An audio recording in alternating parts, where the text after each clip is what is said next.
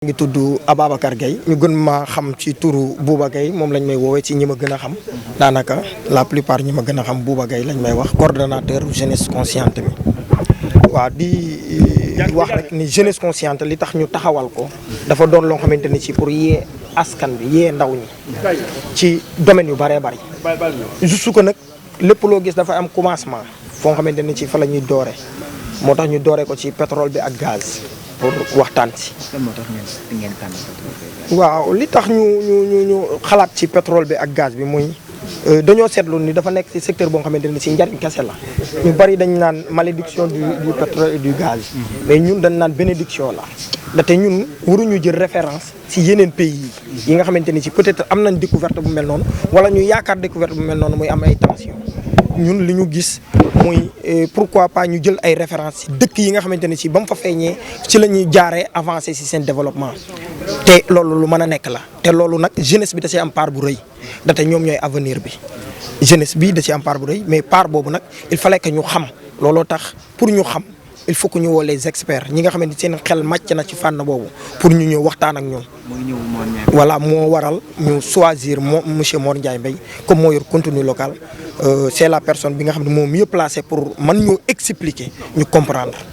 sur ce moom lay lancer toujours appel ci journalistes yi yéen journalistes yi sunu mbokk journalistes sunu frères et sœurs yi que à chaque fois que ñuy nekk ci yenn domaines yu sensibles yu mel nii nañuy dem ci vers les experts.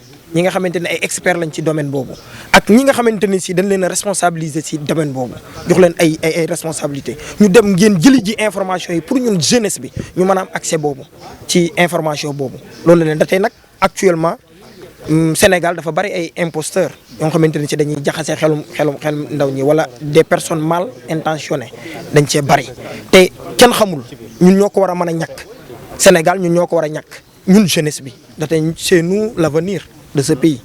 loolu moo waral tamit justement leen ñaan ay ñu former leen parce que tamit mënoo leen a sensibiliser donc il faut une formation qualifiée pour ngeen mën a exceller ci domaine boobu tamit. waaw ça c'est sûr ndaxte jeunesse moom actuellement ni ñu toll ak manque d'emploi bi ça moom da ciy jouer ci lu bëree bëri mu doon loo xamante ne ci formation yooyu moom la ñuy xaar ñun ndaxte dafa pétrole bi ak gaz bi dañoo dab ci sunu dund ñun juddu wu ñu fekk ko fi.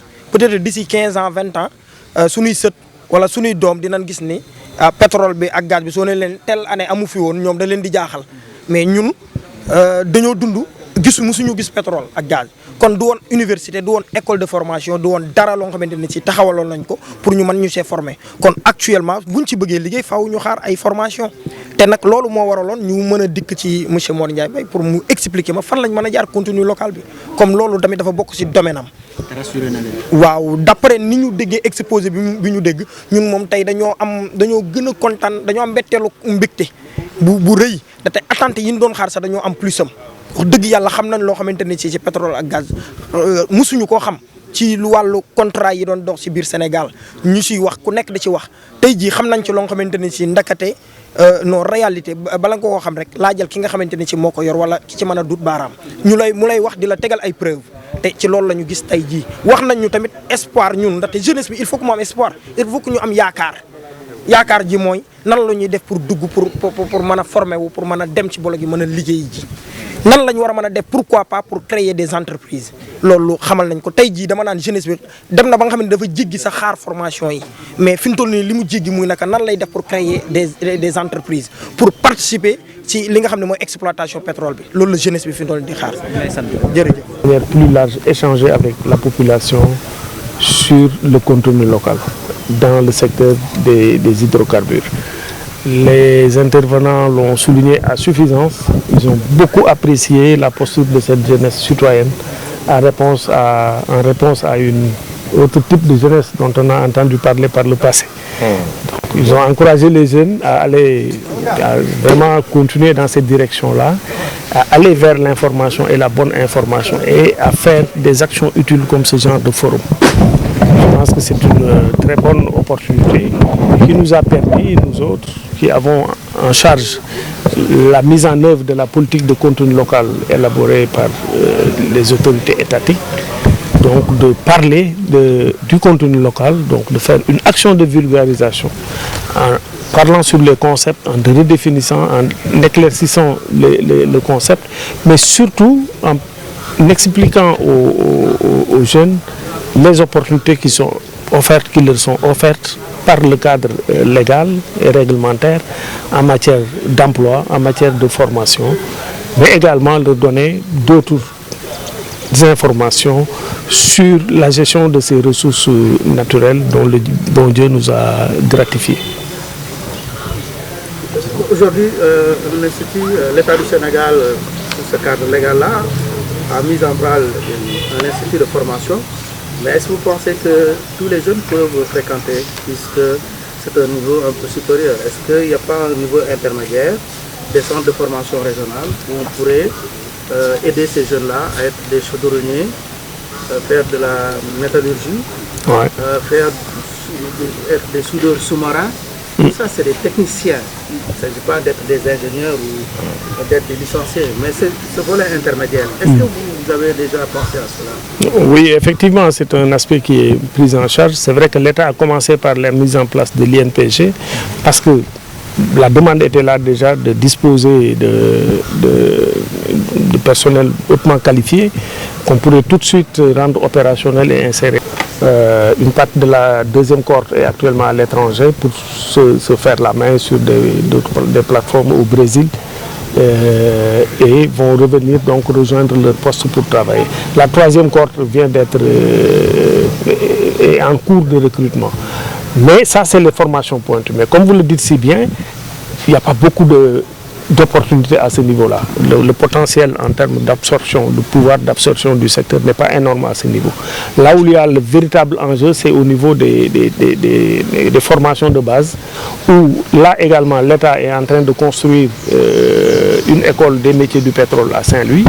Mais également, il y a beaucoup d'autres initiatives privées qui sont prises et qui sont accompagnées par le secrétariat technique pour former en masse des jeunes soudeurs, des jeunes peintres, de jeunes spécialistes de la plomberie, parce qu'il y a énormément de travaux de raccordement, de tuyauterie à faire et autres, et d'autres qui forment des techniciens de plateforme, comme le jeune qu'on a vu tout à l'heure au cours de la conférence, qui a bénéficié, fait partie des premiers jeunes Sénégalais en tout cas, et qui sont en particulier, qui ont bénéficié de ces formations depuis 2016-2017 et aujourd'hui qui, avec le démarrage des opérations, ont pu trouver des emplois sur ce secteur et sont en train de donner satisfaction.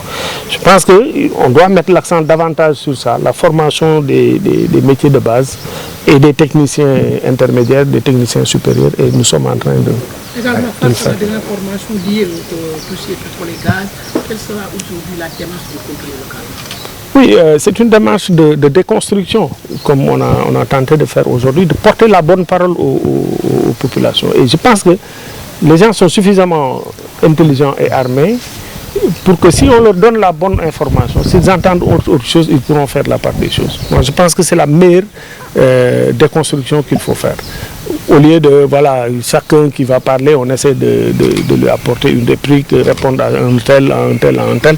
Non, je pense qu'il faut donner la bonne information. Aujourd'hui qu'on a expliqué nos contrats pétroliers, comment ils sont faits, comment ces contrats fonctionnent, mais si quelqu'un entend autre chose d'or, qui n'entre pas dans ce cadre-là, mais il comprendra qu'on est en train de polluer son esprit. Le Sénégal est échappé de la malédiction du pétrole. Nous le pensons. Nous pensons que nous sommes en tout cas jusque-là, nous sommes dans le processus de bénédiction.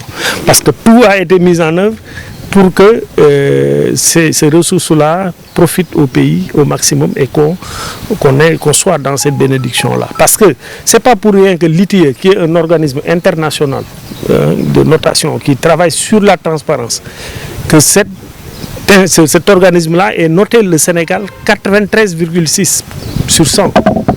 Je pense que c'est quelque chose que tout le monde devrait prendre et relayer et décortiquer.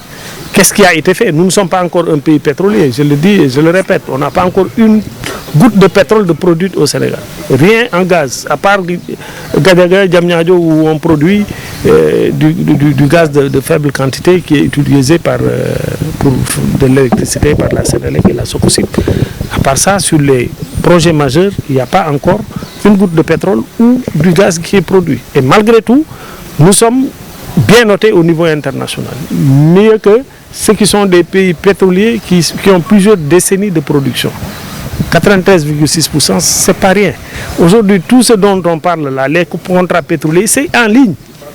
Les gens oublient ça. C'est le Sénégal est le seul, en tout cas l'un des rares pays à avoir accepté de publier les contrats pétroliers. Vous allez sur Internet, vous tapez, vous allez voir les contrats. N'importe quel contrat, vous pouvez le télécharger et regarder ce qu'il y a dedans. Mais malgré tout, des esprits qu'on ne peut pas comprendre ici au Sénégal, font croire aux populations autre chose. C'est dommage. En termes de bilan, vous avez fait 1 an et demi à la tête du comité en tant que secrétaire technique. En termes d'encadrement et de répertoire, quel nombre d'emplois vous avez déjà? Oui, bonne question, parce que nous avons, à la fin de l'année 2021, comme la loi nous l'impose, procédé donc à l'élaboration d'un rapport d'activité. Ce qu'il faut savoir, c'est que nous avons pris service en avril 2021, précisément le 7 avril. Donc on a eu que à peine 8 mois. 8 mois parmi lesquels, comme vous l'aviez si bien dit, à la nomination, on avait un décret, c'est juste un papier. Il fallait donc tout mettre en place. Donc il fallait travailler, mettre en place, trouver un siège, l'équiper, avoir du personnel et commencer à travailler. Et donc on a pu travailler que quelques mois sur 2021. Malgré tout, il ressort du rapport d'activité, en tout cas de l'exploitation des rapports issus, fournis par les compagnies et leurs sous-traitants, qu'on était autour de 3600 emplois identifiés, générés dans le secteur. Sur la sous-traitance des entreprises, près de 220 milliards de contrats signés par des entreprises locales. Et en termes de formation, plus de 55 000 heures de formation dispensées à des Sénégalais. Donc je pense que c'est quand même des chiffres qui nous réconfortent et qui nous permettent, qui nous autorisent à croire qu'on pourra y arriver.